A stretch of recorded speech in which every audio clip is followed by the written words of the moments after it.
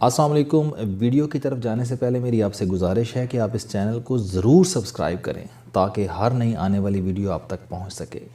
پہلا درویش سیدھا ہوا اور بولا، میں دفتر میں بیٹھا تھا، میری اس دن فارن کمپنی کے ساتھ میٹنگ تھی، میں تیار ہو کر آفس آیا تھا، اٹالین سوٹ پہن رکھا تھا، جوتے چمک رہے تھے اور کلائی پر رولکس کی گھڑی تھی۔ میں میٹنگ کی تیاری کر رہا تھا کہ اچانک میری سیکریٹری بھاگتی ہوئی اندر داخل ہوئی اور گھبرائے ہوئے لہجے میں مجھے بتایا کہ سر، باہر پولیس آئی ہے اور وہ آپ کا پوچھ رہی ہے۔ میں حیران ہو گیا اور اسی حیرت میں پولیس کو اندر بلا لیا۔ وہ ASI تھا اور اس کے ساتھ 2 کانسٹیبل تھے۔ وہ مجھے گرفتار کرنے آئے تھے۔ میں نے تفصیل پوچھی تو پتہ چلا کہ میں نے 2 سال قبل کسی کی ضمانت دی تھی۔ وہ پہلے عدالت سے غائب ہوا اور پھر ملک سے بھاگ گیا۔ عدالت 2 سال اسے اور مجھے بلاتی رہی لیکن نوٹسز مجھ تک نہیں پہنچے۔ چنانچہ جج نے مجھے گرفتار کر کے عدالت میں پیش کرنے کا حکم دے دیا۔ ASI نے مجھے تھانے چلنے کا حکم دے دیا۔ اس کے لہجے میں روحانیت تھی۔ اس کا کہنا تھا کہ آپ اٹھیں، ہم نے ابھی آپ کو تھانے اور پھر عدالت میں پیش کرنا ہے۔ یہ صورتحال میرے لیے بالکل نہیں تھی۔ مجھے معلوم نہیں تھا کہ ان حالات میں مجھے کیا کرنا چاہیے۔ مجھے اس کا لہجہ برا لگا، چنانچہ میں نے اسے ڈانٹ دیا۔ میری ڈانٹ سن کر ASI ناراض ہو گیا۔ اس نے کانسٹیبلز کو اشارہ کیا، وہ دونوں آگے بڑھے اور مجھے دونوں بازوؤں سے پکڑ لیا۔ میں بپھر گیا اور میری دونوں سے ہاتھا پائی ہو گئی۔ میرا سٹاف بھی اندر آ گیا، وہ بھی پولیس والوں سے الجھ پڑا۔ ASI نے وائرلیس پر پیغام دے دیا اور چند لمحوں میں پولیس نے میرے دفتر کو گھیر لیا۔ علاقے میں آدھے گھنٹے میں پولیس ہی پولیس تھی۔ میرے دفتر کے سارے شیشے توڑ دیے گئے، فرنیچر خراب کر دیا گیا اور آخر میں مجھے اور میرے سٹاف کو گھسیٹ کر تھانے لے گئے۔ پولیس نے میرے اوپر پولیس کی وردی پھاڑنے اور کار سرکار میں مداخلت کا پرچہ بھی کر دیا۔ مجھے اٹھا کر حوالات کے گندے فرش پر پھینک دیا۔ میں نے اٹالین سوٹ پہنا ہوا تھا، میرا سوٹ بھی گندا ہو گیا اور مجھے بدبودار مکھیوں اور مچھروں سے بھری ہوئی حوالات میں بیٹھنا پڑ گیا۔ وہاں واش روم تھا، پنکھا تھا اور نہ پانی کا بندوبست۔ اوپر سے جولائی کا مہینہ، میں 1.5 گھنٹے میں عرش سے فرش پر آ چکا تھا۔ وہ رکا، لمبا سانس لیا اور پھر تھر تھراتی ہوئی آواز میں بولا، میرے لیے یہ صورتحال غیر متوقع تھی۔ مجھے معلوم نہیں تھا کہ ان حالات میں کیا کرنا چاہیے۔ افراتفری میں میرے 2 کروڑ کی رولکس گھڑی بھی کہیں گر گئی تھی یا کسی کانسٹیبل نے میرے ہاتھ سے اتار لی تھی۔ بہرحال میرے دوست آئے، انہوں نے وکیلوں کا بندوبست کیا۔ میں نے پولیس سے اپنے رویے پر معافی بھی مانگی لیکن پولیس راضی نہ ہوئی۔ اس نے اگلے دن جج سے میرے خلاف 3 دن کا ریمانڈ لے لیا۔ پولیس نے ان 3 دنوں میں مجھے جی بھر کر ذلیل کیا۔ وہ مجھے پورے دن میں آدھے گھنٹے کے لیے حوالات سے نکالتے تھے۔ میں نے اس آدھ گھنٹے میں واش روم بھی کرنا ہوتا تھا، فیملی اور وکیل سے ملاقات بھی اور SHO کے منت ترلے بھی۔ مجھے کپڑے تک نہ دیے گئے اور غسل کرنے کی اجازت بھی نہ ملی۔ 3 دنوں میں میرا پورا حلیہ بدل گیا، داڑھی بڑھ گئی، آنکھوں کے گرد ہلکے پڑ گئے، مچھروں نے کاٹ کاٹ کر میرا پورا جسم سجا دیا۔ میرا وہ سوٹ جس پر میں ناز کرتا تھا وہ چیتھڑا بن کر لٹک گیا۔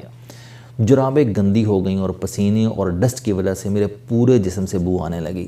وہ 3 دن میری زندگی کے مشکل ترین دن تھے۔ میں سو سکا اور نہ لیٹ سکا۔ پولیس کے معمولی اہلکار مجھے جی بھر کر بے عزت کرتے تھے۔ مجھے محسوس ہوا کہ شریف لوگوں کو ذلیل کر کے پولیس کو بھی بہت تسکین ہوتی ہے۔ یہ شاید ان کی زندگی کی واحد انٹرٹینمنٹ ہے۔ وہ رکا، لمبا سانس لیا اور پھر ہنس کر بولا، وہ ضمانت کا معمولی سا کیس تھا لیکن میں نے اپنی ناتجربہ کاری اور بے وقوفی کی وجہ سے اسے پھیلا کر بڑا بنا دیا تھا۔ مجھ پر 3 اور مقدمات بن چکے تھے۔ بہرحال 3 دن بعد مجھے عدالت میں پیش کیا گیا۔ میرا وکیل چیختا رہا مگر جج نے مجھے جیل میں بھجوا دیا۔ میں جوں ہی جیل کے پھاٹک کے اندر داخل ہوا تو وہاں دنیا ہی مختلف تھی۔ دروازے سے لے کر کوٹھڑی تک بے عزتی، اذیت، ذلت اور قلت۔ اللہ دشمن کو بھی وہ جگہ نہ دکھائے۔ مجھے ایک ایسے چھوٹے سے سیل میں رہنا پڑا جس میں 20 لوگ رہ رہے تھے۔ میں کروٹ نہیں بدل سکتا تھا۔ میرے سر پر دوسرے قیدی کے پاؤں ہوتے تھے۔ واش روم بھی سیل کے اندر تھا، اسے 20 لوگ استعمال کرتے تھے اور اس کی بو سے سر چکرا جاتا تھا۔ اس وقت میری زندگی کا سب سے بڑا مقصد جیل سے باہر آنا تھا اور میں اس کے لیے کوئی بھی قیمت ادا کرنے کے لیے تیار تھا۔ لیکن جب مصیبت آتی ہے تو یہ یاد رکھیں کہ انسان کی مت ماری جاتی ہے اور یہ ایک کے بعد دوسری غلطی کرتا چلا جاتا ہے۔ میں بھی غلطی پر غلطی کرتا چلا گیا۔ میں نے بڑا اور مہنگا وکیل کر لیا۔ اس نے مجھ سے 1.5 کروڑ روپے فیس لے لی، لیکن وہ ہائی کورٹ اور سپریم کورٹ میں مصروف رہتا تھا۔ اس کے پاس میرے کیس کے لیے وقت نہیں ہوتا تھا۔ اس کا جونیئر وکیل عدالت میں آتا تھا اور جج اسے دیکھتے ہی اگلی تاریخ دے دیتا تھا۔ پولیس اور سرکاری وکیل کو بھی مجھ سے کوئی دلچسپی نہیں تھی، وہ بھی اگلی تاریخ لے لیتے تھے اور یوں میری قید لمبی ہوتی چلی گئی۔ میری بیوی سے اس دوران کئی جیل ساز ججوں اور پولیس کے نام پر لاکھوں روپے لوٹ کر لے گئے۔ میرا دفتر اور بزنس تباہ ہو گیا۔ کمیونٹی میں بے عزتی اس کے علاوہ تھی۔ اس دوران میری والدہ علیل ہو گئیں اور ہسپتال پہنچ کر انتقال کر گئیں۔ میرے بچوں کی تعلیم کا سلسلہ رک گیا اور میری بیوی کے دن عدالتوں، وکیلوں کے چیمبرز اور پولیس کے پیچھے دوڑتے ہوئے گزرنے لگے۔ میرے دوست احباب نے شروع میں میرا ساتھ دیا، لیکن پھر یہ بھی غائب ہو گئے۔ آخر کون کسی کے لیے اتنی بھاگ دوڑ کرتا ہے؟ ہر شخص کی زندگی میں بیسیوں پھڈے ہوتے ہیں۔ میرے ملازمین اس دوران دفتر کی کرسیاں، میزیں اور کمپیوٹر تک اٹھا کر لے گئے۔ بینک کے ملازمین کو میری صورتحال کا پتہ چلا تو انہوں نے میرے اکاؤنٹنٹ کے ساتھ مل کر میرا اکاؤنٹ خالی کر دیا۔ میں نے جس سے رقم لینی تھی وہ میرا پیسہ کھا گئے اور جس نے مجھ سے پیسے لینے تھے وہ آ کر میرے گھر بیٹھ گیا اور میری پراپرٹیز پر کرایہ داروں نے قبضہ کر کے اسے آگے بیچ دیا۔ یہ سارے کام 1 مہینے میں ہو گئے۔ یوں محسوس ہوتا تھا کہ پوری دنیا چیل بن کر میرے گرنے کا انتظار کر رہی تھی۔ بس میرے حوالات جانے کی دیر تھی اور یہ سب میرے اثاثوں، میری کمائی پر پل پڑے۔ وہ رکا، لمبی سانس لی، آنسو پونچھے اور پھر بولا، جاوید صاحب، میرا کیس چند منٹوں کا تھا۔ میں نے کسی کی ضمانت دی تھی۔ میرے 5 مرلے کے ایک مکان کے کاغذات عدالت میں بطور ضمانت پڑے تھے۔ وہ شخص بھاگ گیا اور عدالت نے مجھے طلب کر لیا۔ مجھے عدالت سے نوٹس نہیں ملے، جج نے میرا ریمانڈ جاری کر دیا تھا۔ میں نے بس عدالت میں پیش ہونا تھا۔ جج نے مجھے وکیل کی اجازت دے دینی تھی اور میرا کیس معمول کے مطابق چلتا رہتا۔ اس دوران زیادہ سے زیادہ کیا ہو جاتا؟ عدالت میرا 5 مرلے کا مکان ضبط کر لیتی۔ یہ میرے لیے کوئی اہمیت نہیں رکھتا تھا، لیکن میں نے اپنی بے وقوفی، حماقت اور غرور کی وجہ سے چھوٹے سے معاملے کو پھیلا دیا اور یہ وقت گزرنے کے ساتھ پھیلتا چلا گیا اور میں ایک ایسی ڈھلوان پر آ گرا جس کا ہر قدم مجھے نیچے سے نیچے لے کر جا رہا تھا۔ میری زندگی جنڈ ہو کر رہ گئی۔